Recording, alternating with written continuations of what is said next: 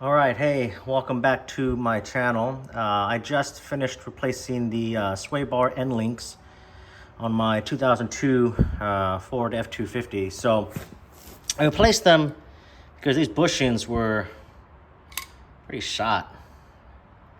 Yeah, they're pretty bad. That was probably, this here is probably really one of the only things that the Ford really needed to get done. I just didn't, it took me a while to get to it because I hardly drive the truck. And every now and then, in certain bumps and road conditions, you can hear a popping sound. And so I decided to go ahead and replace the sway bar end links. They're pretty easy. Let me see here. This here is a 18 mil, I think. Yeah, let me take a look here. Hold on. Yeah, 18 mil, and then the inner bolt here is 15. So I was able to remove, this is the passenger side. I was able to remove that fairly easy without removing the bracket it goes into. And I'm going to show you what I'm talking about. There's another video online where they were saying that in order to get it out on this side, you have to, now this is the passenger side, you have to undo these two bolts here and take the whole assembly out. And I didn't need to do that. Once I got the bolt loose and I pulled the end link out, it did touch, the transfer case here, but I was able to angle it and then it popped right out. So for anyone who needs to do this same repair, you don't need to remove these two. Oh, come on, focus.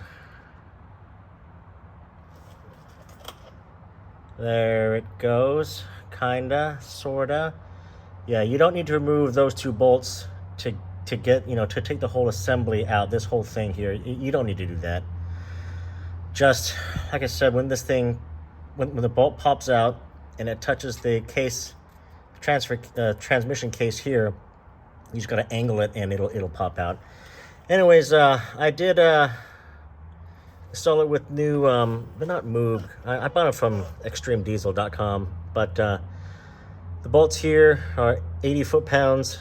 Tighten them all up, and pretty easy job. Didn't take too long to do.